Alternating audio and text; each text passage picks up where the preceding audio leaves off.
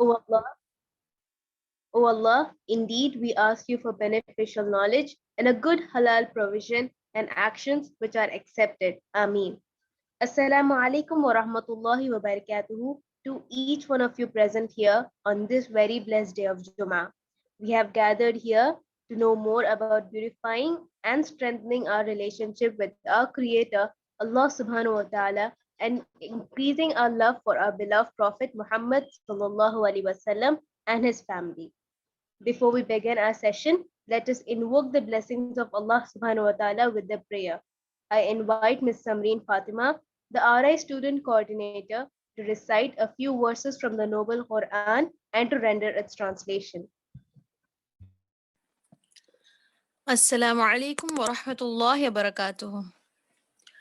أعوذ بالله من الشيطان الرجيم. بسم الله الرحمن الرحيم.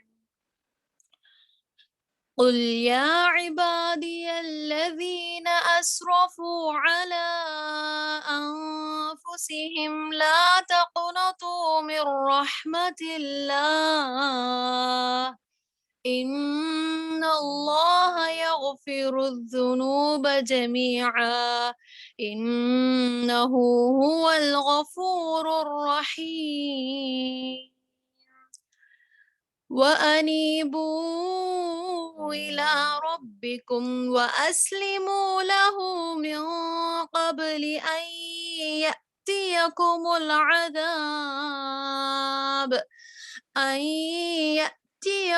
العذاب ثم لا تنصرون واتبعوا أحسن ما أنزل إليكم من ربكم من قبل أن يأتيكم العذاب بغتة وأنتم لا تشعرون. Translation: I seek refuge in Allah from Satan the rejected. In the name of Allah, the most beneficent, the most merciful. Say, O my servants who have transgressed against themselves by sinning, do not despair of the mercy of Allah. Indeed, Allah forgives all sins. Indeed, it is He who is forgiving, the merciful. And return in repentance to your Lord and submit to Him before the punishment comes upon you. Then you will not be helped. And follow the best of what was revealed to you from your Lord before the punishment comes upon you suddenly while you do not perceive. Surah Az-Zumar verses 53 to 55. Jazakumullah khair. Jazakallah khair, Ms. Samreen. On behalf of the RI Forum, I invite you all on the talk of this series of Heroes of Islam.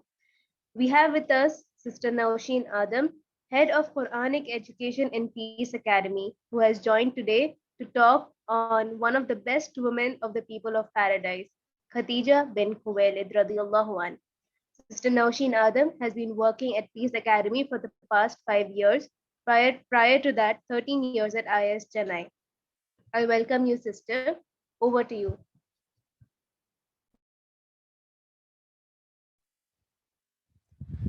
إن الحمد لله نحمده ونستعينه ونستغفره ونعوذ بالله من شرور أنفسنا ومن سيئات أعمالنا من يهده الله فلا مضل له ومن يضلله فلا هادي له وأشهد أن لا إله إلا الله وحده لا شريك له وأشهد أن محمدا عبده ورسوله رب اشرح لي صدري ويسر لي أمري واحلل عقدة من لساني يفقهوا قولي.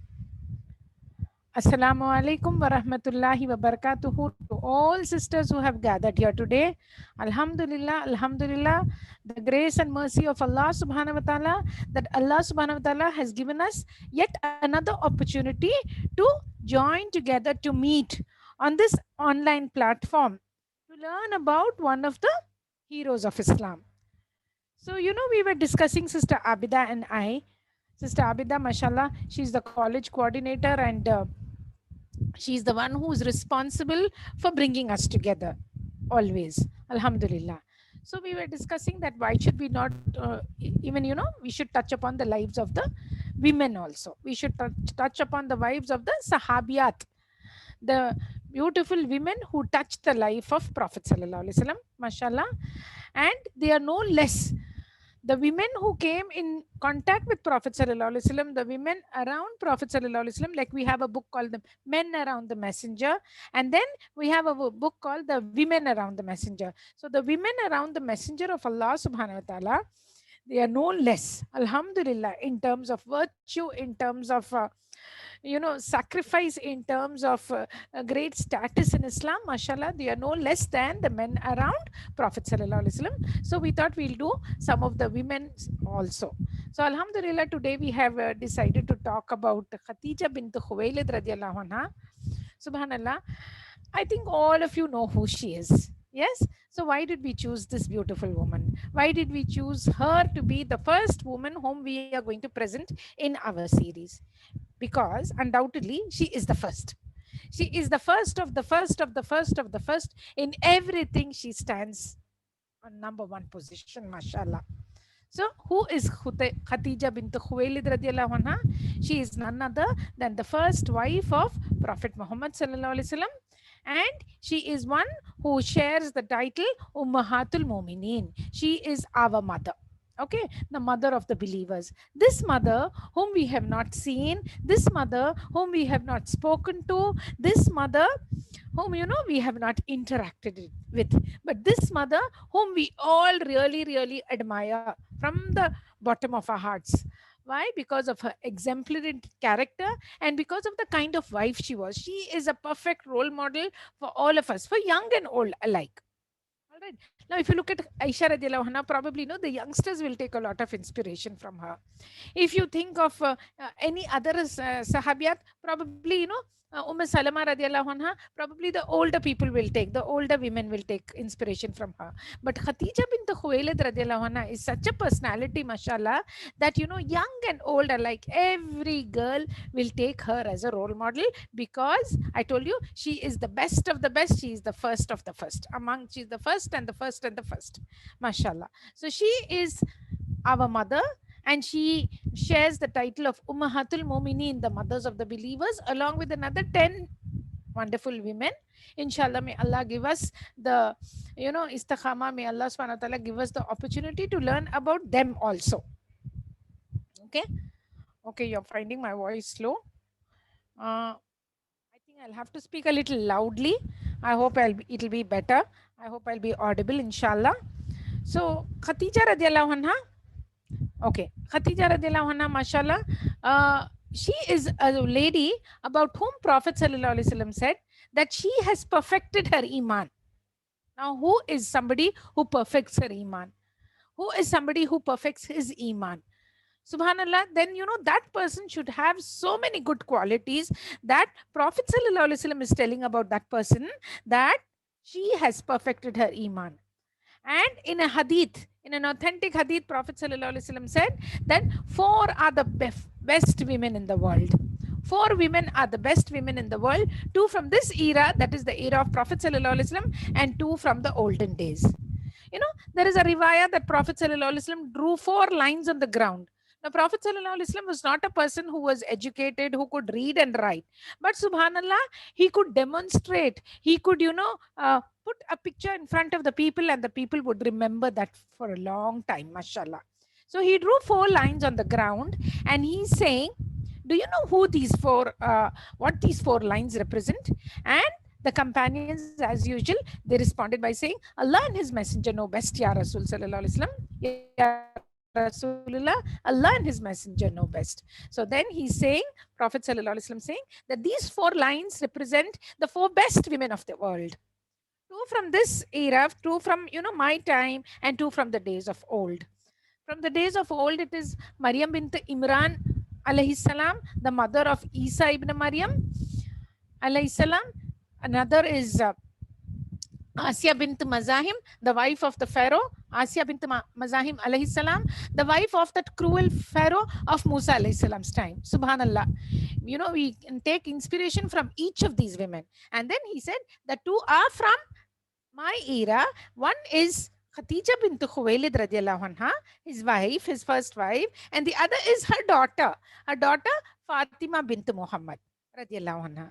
Now, Aisha radiallahu anha is one of, everybody's favorites. But in this particular hadith, Prophet sallallahu alaihi wasallam is not mentioning the name of Aisha radiallahu anha. Although there are other hadith which are referring to the excellence of Aisha radiallahu anha. But this hadith which talks about the 4 best women on earth, in this hadith, the 4 women who are featured are Maryam alayhi salam, Asya alayhi salam, Khatija radiallahu anha, and Fatima bint Muhammad radiallahu anha. May Allah shower his mercy and blessings upon all of them, and may Allah make us to take lessons from them. Now, Khatija radiallahu anha, who was she? We'll go a little bit into her academic background, who she was, from where she is, mashallah, and what are her credentials. All right. So, Khatija radiallahu anha, she is the daughter of Khuwailid ibn Asad.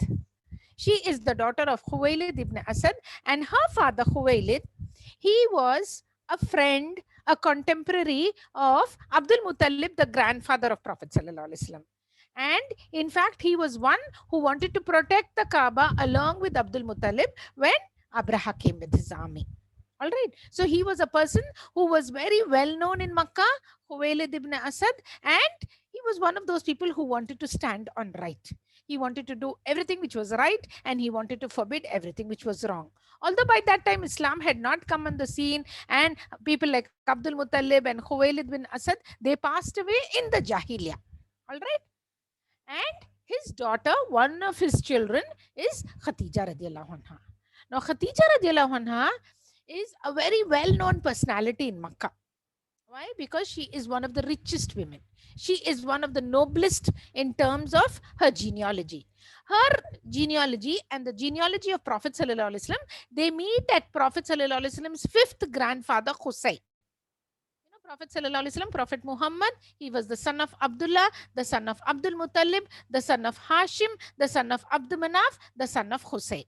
So Qusay ibn Kilab, okay, Kilab is the one above. So Qusay ibn Kilab is the 5th grandfather of Prophet sallallahu alaihi wasallam, and the genealogy of Prophet sallallahu alaihi wasallam and Khatija bint Khuwailid radiallahu anha, they meet at Qusay. So they are distant cousins. Yes. And she is born and brought up in Makkah. She is living in the lap of luxury. And then, alhamdulillah, after the death of her father and, she lost one husband. She had been married twice before she married Prophet sallallahu alaihi wasallam. Once she got widowed, and according to one narration, the second time also she was widowed, but another narration says she was divorced. Allahu alam. And she had issues. She had children from both the earlier marriages. All right. She had a son called Hala, a son called Hind. And then, from another marriage, she had one son called Hind, a daughter called Hind. Hind was a very unisex name in those days. So, alhamdulillah, she had children, and now she has inherited a large amount of wealth. Alhamdulillah, she comes from a very affluent background, and now she's inherited a lot of wealth. She is single, and she is now conducting business. She is holding her business. She's, indulging in trade, and she's employing people to carry out her trade activities. And whom does she employ? She hears about Prophet sallallahu alaihi wasallam, and she employs him to do her job. Alhamdulillah, he comes back with the, excellent amount of profits, and having done everything in the right way. That is a great thing. You can earn money easily, but to earn money in the halal way, without cheating, without telling lies, and then, making a huge profit, alhamdulillah, that is something really praiseworthy. And she had sent her slave Maisara along with Prophet sallallahu alaihi wasallam on this business journey. And Maisara comes back, and he tells Khatija radiallahu anha only good about Prophet sallallahu alaihi wasallam. He says, that there is something about this man. Wherever he goes, a cloud is shading him, and he's doing business in such an ethical way, in such an, with so much of integrity, mashallah, that it's just unbelievable. So Khatija radiallahu anha, she's attracted to Prophet sallallahu alaihi wasallam due to his character, due to his qualities, due to his truthfulness, due to his integrity, mashallah. And now she sends a proposal of marriage for Prophet sallallahu alaihi wasallam. She also talks to her friend Nafisa, and Nafisa also has only good words to say about Prophet Sallallahu Alaihi Wasallam. Now, mind you, Khadija radiallahu anha has been married twice before. She is 40 at this period of time, at this point of time, and she is sending her proposal to a young single man who's just 25 years old. You know, today it would sound very absurd. Today it would sound very inappropriate or mismatched. But in Arabia, it didn't matter. In Arabia, it didn't matter that Prophet ﷺ was approximately 52 years old when he did nikah with Aisha radiallahu anha, who was only 6 years old. People spoke about, so many things against Prophet ﷺ, but no one even batted an eyelid when, Prophet ﷺ took Aisha radiallahu anha in nikah. So on the reverse side, if Khatija radiallahu anha is older to Prophet sallallahu alaihi wasallam by 15 years, and she is sending her proposal of marriage to Prophet sallallahu alaihi wasallam, it was nothing. It was just something ordinary. It was something which the Arab culture accepted, mashallah. So, that didn't raise any problem. Alhamdulillah, Khatija radiallahu anha married Prophet sallallahu alaihi wasallam only because she was attracted to his character. Only because he was, he didn't have any great wealth of his own, Rasul sallallahu alaihi wasallam, but she married him only because of his wonderful character. And she also was very well known even before she married Rasul sallallahu alaihi wasallam, because she grew up in Makkah. She was known as a Tahira. Tahira is the pure one. All right. Tahira means the pure one. She was known for her exemplary character. She was known for her, she would not worship any idols. There were few people in Makkah, although Makkah was full of idols and, idolatry was very common in those days before Islam came on the scene. But there were few people in Makkah who never worshipped an idol, who never touched an idol, who never, sought any blessings from the idol. And one of them was Khatija bint Khuwailid radiallahu anha. She had everything a woman could want and could have. She had good looks. She was beautiful. She was rich. She had an exemplary character. She was very well known in the society. And a person, a girl, especially a woman who is very beautiful, who is sought after. There were many men in Makkah who had sent their proposals of marriage for her. After she lost her first husband, after she got divorced from her second husband, there were people who wished to marry her, but she had refused all of them. Some reason or the other, she didn't find them to be a suitable match. Probably she thought, let me take a break, let me think before I, plunge into matrimony once again. And she just refused them. And finally, she proposes to Prophet sallallahu alaihi wasallam. Now, a person of her character, a person of her standing in society, it seems, she is considered to be the one of the 4 most richest women in Makkah in those days. She is counted among the 4 richest women in Makkah in those days. So when you have that kind of money, when you have that kind of wealth, when you have those kind of looks, what happens to anybody? They become very proud and arrogant. They lift their heads and walk.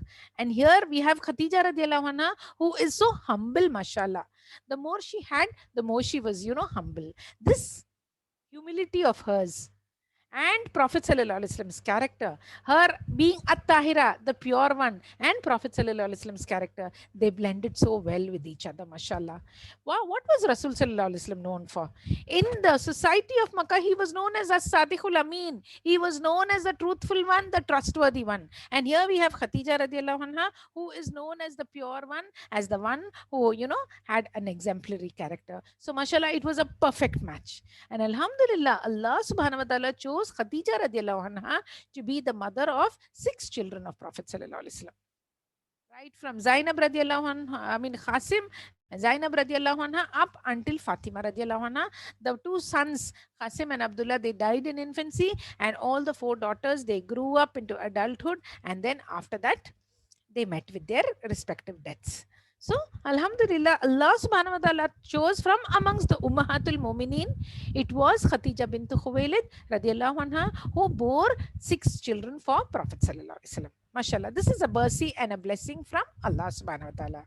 And another unique thing about Khatija radiallahu anha, that she was married to Prophet sallallahu alaihi wasallam for 25 years. She passed away when she was 60. She married Rasul sallallahu alaihi wasallam when she was 40, and she passed away when she was 65. She remained married to Prophet sallallahu alaihi wasallam for 25 long years. And in those 25 years, although Prophet sallallahu alaihi wasallam was at the prime, He was, at the peak of his age. He was, young and robust and everything. He did not consider taking any other woman in marriage. Subsequently, he has married women for various reasons. Alhamdulillah. It was Sauda radiallahu anha, and then Aisha radiallahu anha, and then Hafsa radiallahu anha. One on one, one on one. He kept marrying women, and for various reasons. And at any given point of time, post Hijrah, Prophet Sallallahu Alaihi Wasallam had been married to 2 or 3 women. And then finally, when he passed away, he was survived by 9 of his wives. But as long as he was married to Khatija bint Khuwailid radiallahu anha, he did not consider even, looking at another woman. He did not consider matrimony at all. So this is another blessing which Khatija bint Khuwailid radiallahu anha enjoyed, that she was married to Rasul Sallallahu Alaihi Wasallam for 25 years, and she remained his one and only wife for those 25 years. You know what Prophet Sallallahu Alaihi Wasallam has told about her? That she is a woman who has perfected her iman. Perfected her iman. If Prophet Sallallahu Alaihi Wasallam has said that, it really calls for a lot. It really means a lot. How did she perfect her iman? Because of her exemplary character, because of the way she stood by Rasul Sallallahu Alaihi Wasallam, how she spent her life, how she spent her wealth, how she spent her resources for the sake of Islam, how she supported Rasul Sallallahu Alaihi Wasallam during his prophethood. Mashallah, that is why Prophet Sallallahu Alaihi Wasallam has said that she is one who has perfected her religion. Although, they used to pray before Salah. Formal Salah was revealed during Isra wal Miraj. Before that, they used to pray once in the morning and once in the night. They used to stand up and pray, and they used to go down in sujood. That was one kind of, prostrating to Allah subhanahu wa ta'ala and getting close to the Creator. But the formal 5 times Salah was given to Prophet Sallallahu Alaihi Wasallam only during the incident of the Isra wal Miraj. And by then, Khatija radiallahu anha had passed away. So she has only declared the Shahada. She has only witnessed the Shahada. She has witnessed Prophet Sallallahu Alaihi Wasallam being a prophet. She has not been there when Salah was revealed to Prophet Sallallahu Alaihi Wasallam, because Isra wal Miraj is taking place after the death of Abu Talib and after the death of Khatija bint Khuwailid, after the incident of Taif. So she is not present when Salah has been revealed. And then when it comes to Saum and Zakah and Hajj, these were pillars of Islam which were revealed to Prophet Sallallahu Alaihi Wasallam, revealed for the Ummah post Hijrah, after the Hijrah. And she has not been a witness to any of these pillars of Islam. Yet, in spite of that, Prophet Sallallahu Alaihi Wasallam tells about her that she is somebody who has perfected her iman. Subhanallah. So what little knowledge she had, what little she had learned from Prophet Sallallahu Alaihi Wasallam, she embodied that full on full, 100%. She gave herself to Islam 100%. She married Prophet Sallallahu Alaihi Wasallam. Prophet Sallallahu Alaihi Wasallam moves into her household, and then she supports him financially, emotionally, religiously throughout her life. You remember the incident of Hira? The incident of Iqra bismi rabbikal ladzi khalaq? When the first revelation came to Prophet Sallallahu Alaihi Wasallam, whom did he come to? He did not go to his uncle Abu Talib. Although his uncle had supported him for such a long time, it's continuing to support him. His uncle was, he was under the guardianship of his uncle, Prophet Sallallahu Alaihi Wasallam, for 40 years. And then his uncle passes away. First, he comes to the house of Khatija radiallahu anha. He comes to his house and he tells Khatija radiallahu anha, the famous incident. He comes and says, Zammiluni, Zammiluni. Oh, cover me, cover me. Khatija, cover me. And what does she do to him? She covers him, she wraps him, she, comforts him, soothes him. And she says, Allah subhanahu wa ta'ala will not, forsake you. You are somebody who takes care of the destitute, who takes care of the orphan, who upholds ties of kinship. Allah subhanahu wa ta'ala will not forsake you. If something like this has happened to you, it is definitely from Allah subhanahu wa ta'ala. The very same qualities which he is describing, these are the very same qualities which have, attracted her to Prophet Sallallahu Alaihi Wasallam. These are the very same qualities which she is attracted to Prophet Sallallahu Alaihi Wasallam by. Now imagine, sisters, in today's world, if one of our husbands were to go out somewhere far away and then come back frightened. We always look at our husbands for emotional support, for physical support. We always, we are the weaker sex, and we expect them to have all the answers. When we are in trouble, when we are thinking, it's one word which are from our husbands, which makes us feel all right, everything is going to be okay. And here it's the other way around. He's coming to her frightened, and if our husbands were to come to us frightened, what would we say? What would you and I say, sisters? We would say, who's asking you to go to Al-Hira? Who's asking you to go and stay away in a far off place?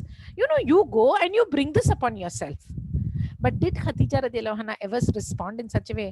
Although she was older to Rasul sallallahu alaihi wasallam, you know, she had that maturity, mashallah, and she is comforting him just like how a wonderful, you know, spouse would comfort her husband.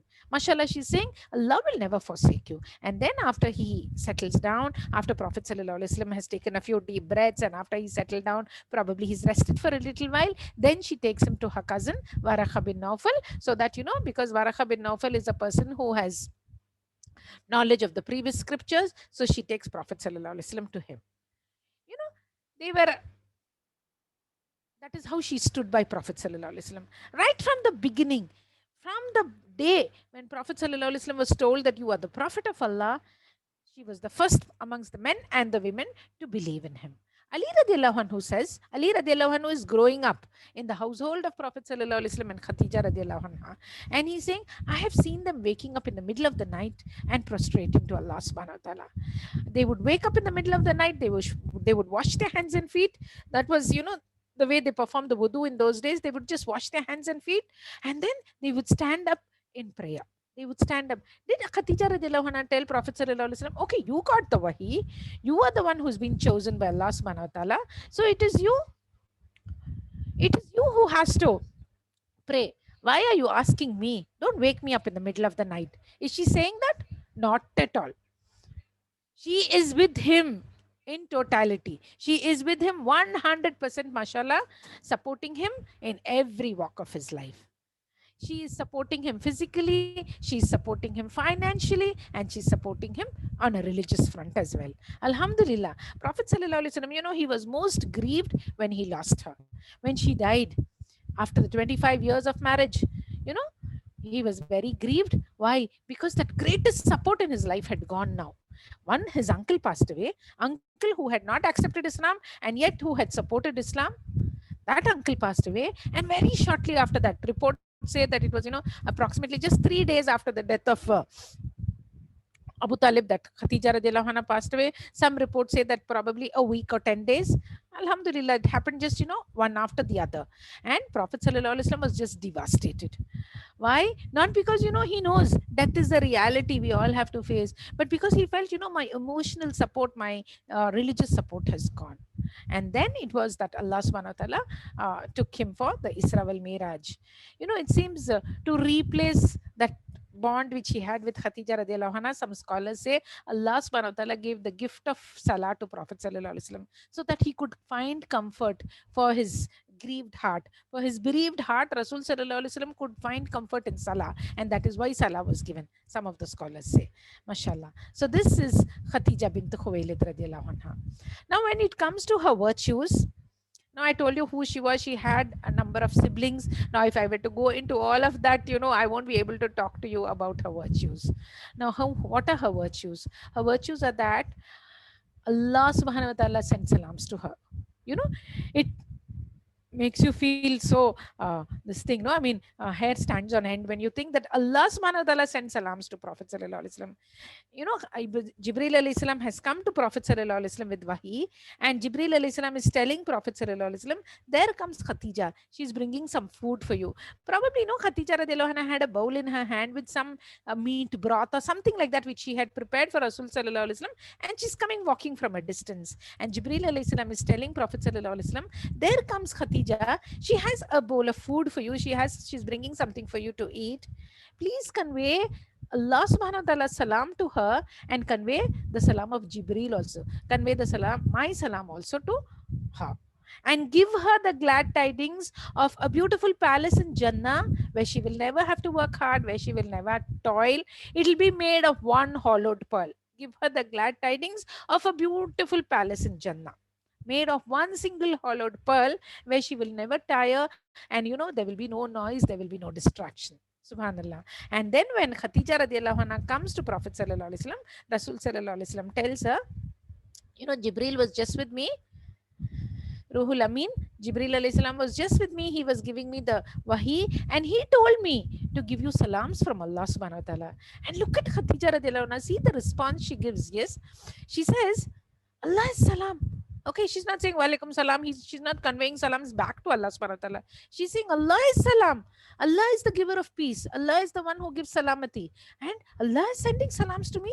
She's so touched. And then he says, Jibreel alayhi salam conveyed his salams to you. And then she says, walaikum salam to Jibreel alayhi salam. Whenever you next Jibreel alayhi salam comes to you, convey my salams back to him. Subhanallah. So this is Khatija radiallahu anha. You know, Prophet sallallahu alaihi wasallam, he would miss her even years after her passing away. Aisha radiallahu anha says that, you know, after Sauda radiallahu anha, Prophet sallallahu alaihi wasallam married Aisha radiallahu anha, and then Aisha radiallahu anha moved into his household as his wife after the Hijrah. In the second year of Hijrah, she's moving into his household as his official wife. At that time, she's just 9 years old. And we have so many incidents and anecdotes about, you know, the kind of relationship which Prophet sallallahu alaihi wasallam and Aisha radiallahu anha shared. And Aisha radiallahu anha was, you know, the most favorite. She was the favorite of his wives from amongst the other wives. But, you know, she's saying, I never was jealous of any woman in my life except Khatija radiallahu anha. Although I would not even have seen her. Probably she would have just been 2 or 3 years old, and she would have just had a glimpse of Khatija radiallahu anha, because Khatija radiallahu anha is passing away. And then Prophet sallallahu alaihi wasallam is marrying Sauda radiallahu anha, and then he's taking Aisha radiallahu anha in nikah. And at that time, Aisha radiallahu anha is barely 6 years old. So she would not even have seen Khatija radiallahu anha. She's saying, I never saw this lady, but, you know, I was never jealous of any other woman in, you know, in my life than I was of Khatija radiallahu anha, because Prophet sallallahu alaihi wasallam would always, you know, have such fond memories about Khatija radiallahu anha. Her sister Khatija radiallahu anha's sister Hala radiallahu anha comes to meet Prophet sallallahu alaihi wasallam, and, you know, when she knocks on the door and she asks, no, is and Aisha radiallahu anha is inside, and she asks, no, is Prophet sallallahu alaihi wasallam there? I would like to talk to him. And then Prophet sallallahu alaihi wasallam, you know, he wakes up from his sleep. He's, you know, he's in that napping time, and, you know, half asleep, half awake, and he's saying, is that Hala? Is that Hala? Because it reminds, her voice reminds him of Khatija radiallahu anha. And he says, it seems, Allahumma Hala, Allahumma Hala. Oh Allah, let it be Hala, let it be Hala. Whenever he would sacrifice a sheep, he would send a portion of the meat to Khatija radiallahu anha's relatives, to Khatija radiallahu anha's friends. You know, that much he honored Khatija radiallahu anha, mashallah.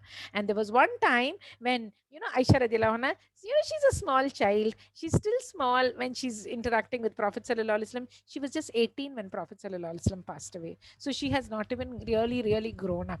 And once, you know, she's joking with Prophet sallallahu alaihi wasallam, and she's saying, what do you know, you always think about that old lady. You think about Khatija radiallahu anha. Huh? What do you see in her? What have you seen in her? Huh? One old lady with no teeth. And here Allah has replaced her with someone who is better. She's referring to herself. I'm young and beautiful, and here you are always moping and thinking about Khatija radiallahu anha. And it seems Aisha radiallahu anha saying, Prophet sallallahu alaihi wasallam got a little angry at that time. He was visibly angry, and he said, Aisha, please don't say anything about Khatija. She was the one who supported me. She was the one when, you know, no one you know, accepted my message. That she was the first person to accept my message, and throughout she stood by me. I can never forget her contribution to my life. I can never forget her contribution to Islam.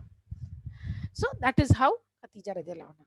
You know, they had the social boycott in Makkah. It lasted for 3 years, from year 7 to year 10 of the Makkan period. These Banu Hashim, they were exiled. They had gone and stayed in one valley, and there was no food. The people were dying of hunger. The children's cries and the wailing of the women could be heard at a distance.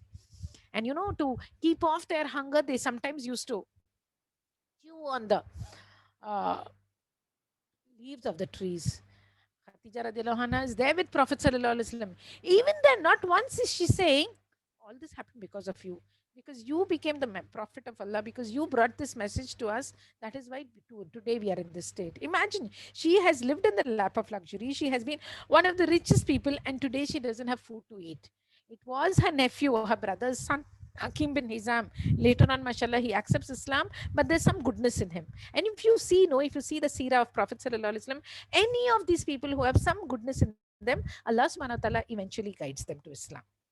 So this Hakim bin Hizam, her nephew, radiallahu anhu, he is sending some food to her in secret. Sometimes, you know, he'll just load a camel with some flour and some barley and some dates, and he'll just, push that camel into the valley. That valley was a narrow valley, so some camel would come and with loaded with food, and the people will be so joyous, but they won't know when the next ration of food is coming.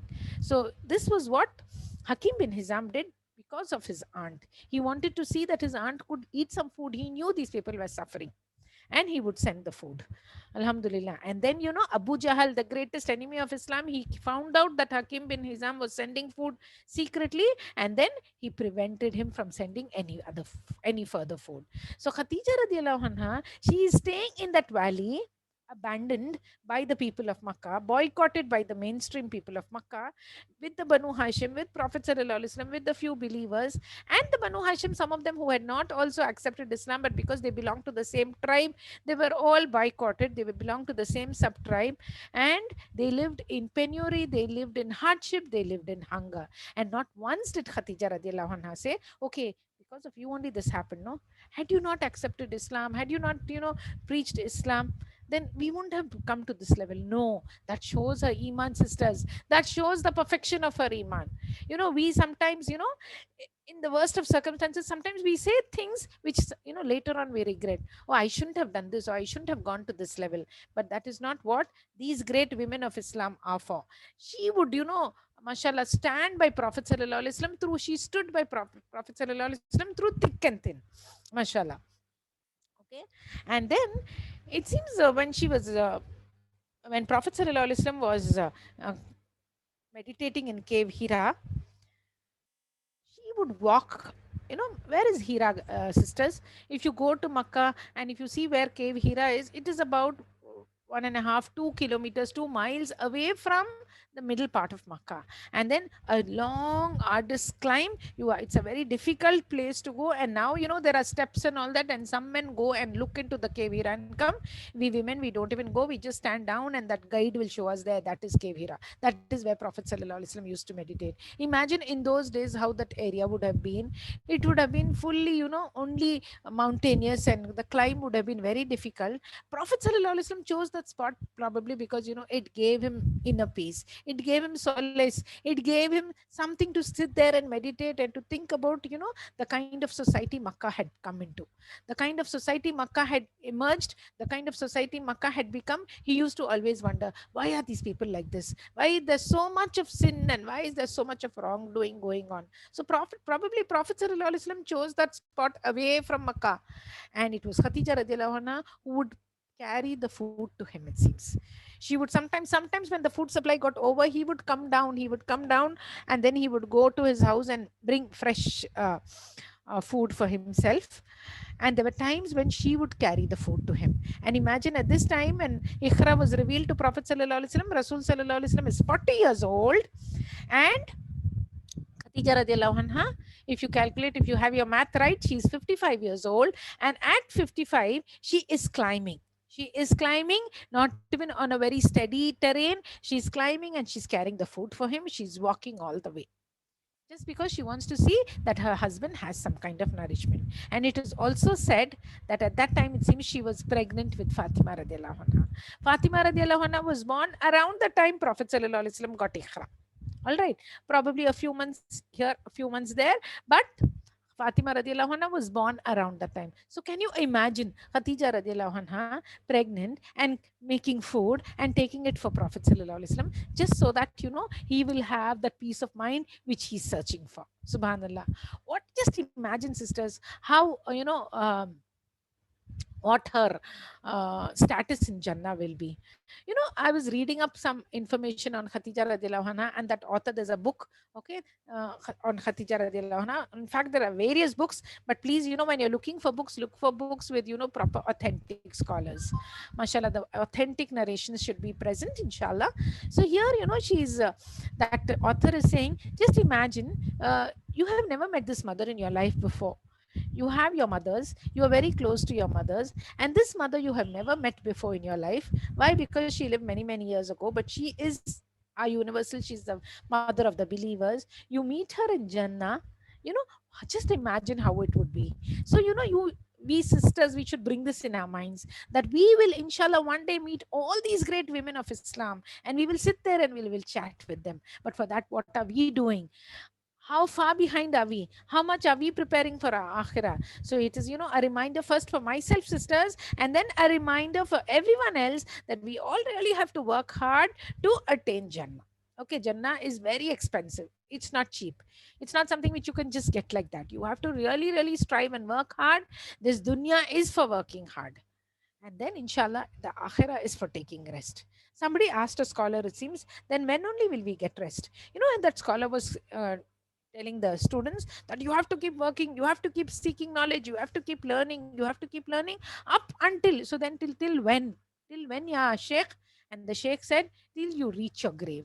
Till your one leg is in the grave and the other leg is being lowered into the grave, you continue, till your soul is removed from your body, you continue striving. And then they said, when is the rest coming then? When will we have rest? If we strive our lives, throughout our lives, we are working. Here we are working for our livelihood. We are working to feed our family.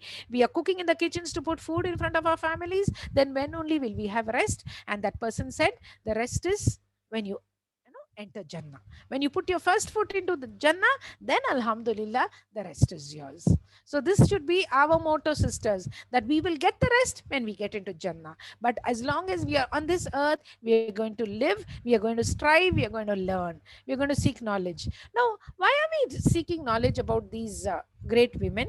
Yes, she was the wife of Prophet Sallallahu Alaihi Wasallam. Yes, she did many great things. Yes, Alhamdulillah. She was somebody who stood by Rasul Sallallahu Alaihi Wasallam. Alhamdulillah, Alhamdulillah, she stood by Prophet Sallallahu Alaihi Wasallam. But for us to take lessons from her, for us to take, to draw some kind of inspiration, that we are here and we are going to follow these role models, these great role models in our lives, so that, we will try to be at least, in some way, in a little way, in a minuscule way, we'll try to match them. We'll try to do some good qualities. Alhamdulillah. Okay. And then she would wake up in the night with Prophet Sallallahu Alaihi Wasallam and pray with him. I told you, Ali radiallahu anhu said that he would see Khatija radiallahu anha constantly by the side of Prophet Sallallahu Alaihi Wasallam. If he was standing up in night prayer, she was also standing up in night prayer. That is, togetherness. That is cooperation. That is the real bond which a husband and wife should share. Alhamdulillah. And then her faith and her character, subhanallah. Her iman, her perfection of her iman and her character, they went hand in hand. And alhamdulillah, she was so well known in Makkah for her character that alhamdulillah, she was a perfect match for Prophet Sallallahu Alaihi Wasallam. I told you, she was extremely beautiful, she was elegant, she was literate, mashallah. And then, when she passed away in Makkah, she was buried in the place called Hujun or Hajun. She was buried over there. And then when Prophet Sallallahu Alaihi Wasallam came to Makkah during the conquest of Makkah, after that during the Hajjatul Wada, when Prophet Sallallahu Alaihi Wasallam came on 2 occasions to Makkah, his companions went to ask him. They said, Ya Rasulullah, where would you like to stay? Imagine Rasul Sallallahu Alaihi Wasallam is coming back to his place where he has lived all his life. Practically he has lived for 53 years of his life in this place, Makkah. He was born and brought up there. And when you go back to your hometown, what kind of feelings you have? There's so much of emotion involved when you go back to your hometown, when you see your loved ones, when you see all those familiar places. Rasul Sallallahu Alaihi Wasallam would say, it seems, I can exactly recall which are the rocks and the trees, and those rocks and trees used to convey salam to me. So it seems the companions are rushing to ask Rasul Sallallahu Alaihi Wasallam, Ya Rasul Sallallahu Alaihi Wasallam, where would you like to stay? In whose house? Now he has many people with whom he can stay. He has many people, Rasul Sallallahu Alaihi Wasallam, where he can be their guest. But he says, pitch my tent at Hujun. Pitch my tent there where Khatija is buried. He, made his tent being put over there in Hajun where his wife was buried. His most beloved wife, his first wife, his first love. Alhamdulillah. The scholars, they talk so much about the kind of bonding, the kind of love which was shared between Prophet Sallallahu Alaihi Wasallam and Khatija radiallahu anha. And this is the best example of how a married couple should be. We have so many differences of opinion with our husbands. Yes, we argue with them, we fight with them. Alhamdulillah, Alhamdulillah, Allah subhanahu wa ta'ala has placed love in our hearts for each other. Alhamdulillah, and that is why we are able to go on. But there are not, we can't call ourselves perfect wives. Why? Because sometimes we argue with them, we fight with them, we try to prove them wrong. And do you know what Khatija radiallahu anha did? She never once argued with Prophet sallallahu alaihi wasallam. She never said that, why are you doing this or why aren't you doing that? Alhamdulillah. She lived for a short period with Prophet sallallahu alaihi wasallam. 25 years, yes, but after he became a prophet for 10 years, and those 10 years were the golden years of her life, mashallah. She had her children, before that she had her children, and the way she took care of the children, the upbringing which she and Prophet sallallahu alaihi wasallam, even before Prophet sallallahu alaihi wasallam became the prophet of Allah, the upbringing which they gave to their children, subhanallah, it is something, we all need to take lessons from. Then she got her daughter, eldest daughter Zainab radiallahu anha, married to her sister's son, Alas ibn Rabia. And Alas ibn Rabia, he happens to go from the side of the Quraysh for the battle of Badr. He's taken as a prisoner of war. Zainab radiallahu anha is here in Makkah, and her husband, although, he does not want to go and fight against his father-in-law, but the mushrikeen of Makkah, they force him, and, they say, we all have to join forces, we all have to join hands, we have to go against the Muslims. And Alas ibn Rabia, reluctantly he goes, he participates in the battle, and he gets taken as a prisoner of war. And when he gets taken as a prisoner of war, they are asking for ransom money. Prophet sallallahu alaihi wasallam is saying, okay, you pay me this much money, that is the decision, that is the shura which they have come to Abu Bakr radiallahu anhu and Prophet sallallahu alaihi wasallam. So they say, okay, we'll fix a ransom amount. You give this ransom amount, then you are set free. And he sends a messenger to Zainab radiallahu anha. This is the amount which has been fixed. You send this amount and then I'll be free. And you know what Zainab radiallahu anha sends? She sends one of her necklaces. And that necklace was given to her by her mother at the time of her marriage. Khatija radiallahu anha had given one necklace. Okay, we all have this, no? Our mothers give something which they hold dear to themselves to us when we get married. And alhamdulillah, we hold something dear to ourselves, some piece of jewelry, and we like to give it. Although our children, they always want to change the jewelry and they want to melt and they want to make something new. But one or two things, we hold on, and then we pass that on to our children. So Khatija radiallahu anha has given one necklace to Zainab radiallahu anha. Now Zainab radiallahu anha probably at that point of time doesn't have enough money to send to ransom her husband. So she's sending the necklace. The moment Prophet sallallahu alaihi wasallam looks at that necklace, he has tears in his eyes. He's looking at the necklace of Khatija radiallahu anha and he's crying. How many of our husbands remember what jewelry we have, sisters? They won't even know. They'll say, I don't know what fascination you have for this gold metal. I don't know what this fascination is. You women, you are behind gold. But here, Prophet sallallahu alaihi wasallam, he's looking at that necklace and he's recognizing it and he knows it is, the necklace of his wife. And then he has tears in his eyes. The companions, the Sahaba radiallahu anhum, they look at Prophet sallallahu alaihi wasallam and they do not know what to do. And then, Prophet sallallahu alaihi wasallam says, okay, you deal with this matter yourselves. He does not want to take any decision because it should not look as if, he's biased or he's, being partial to his son-in-law. So he's saying, you do what best you can with this. And then the companions, they take a decision to set Alas ibn Rabia free and to return the necklace. They say, we won't take this necklace from him as a ransom because, it brought out a lot of emotion from Prophet sallallahu alaihi wasallam. So mashallah, they gave that necklace and they returned they told Alas ibn Rabia to go back. And alhamdulillah, you will, in later seerah we come to know that Alas ibn Rabia, he comes to Medina, he comes and meets his wife. She is now with Prophet sallallahu alaihi wasallam, and then he becomes a Muslim. So alhamdulillah, anyone who has some good in them, Allah subhanahu wa ta'ala guides them to Islam. But this was the kind of relationship which Prophet sallallahu alaihi wasallam shared with Khatija radiallahu anha. All right, sisters, I don't have much time, so I will conclude now. I want this to be a message for myself first and then for all of you, that we have to take these great women in our lives as our role models. We have to try to emulate their lives, not only in the way they did their ibadat, the formal ibadah, but also in the way they led their lives, in their character, in their beautiful character. Sometimes, we see people who are always praying and fasting and, doing a lot of charity and things like that. But when it comes to, interpersonal relationships, when it comes to behavior with their loved ones, with their close family members, with the distant relatives, sometimes they can be very different. So this is not what Islam teaches us. Islam teaches us to be good on the inside and on the outside. When it comes to our hukuk with Allah subhanahu wa ta'ala, and when it comes to our hukuk with the ibad of Allah subhanahu wa ta'ala, with the slaves of Allah subhanahu wa ta'ala, how we interact, how we show a good front to others, how that's, that defines our character, how we control our anger, how at the time of adversity, at the time of pain, how we react, how at the time of loss, how we react. That is what defines our character. So we have to take great lessons from these women, from these great women of Islam, mashallah, and then try to be like them. So inshallah, with this I will conclude, sisters. If there's anything which is good, it is from Allah subhanahu wa ta'ala. Any mistakes I have committed, it is from me and shaitan. May Allah accept our coming together and our learning together, and may Allah bless this company. May Allah subhanahu wa ta'ala bless all of us here who have been gathered here only to seek the pleasure of Allah subhanahu wa ta'ala. Every time at the beginning of my speech I say this, and today I didn't say it, so now I'm saying, let us all purify our intentions, that we are here only to please Allah subhanahu wa ta'ala, to learn about one of the great people of Islam, and to emulate that person's life in our character, in our lives. Because what is character? Character is iman. When somebody asked Prophet, Aisha radiallahu anha, what was the character of Prophet sallallahu alaihi wasallam? She said his character was the Quran. So we all need to be there. We all need to get there.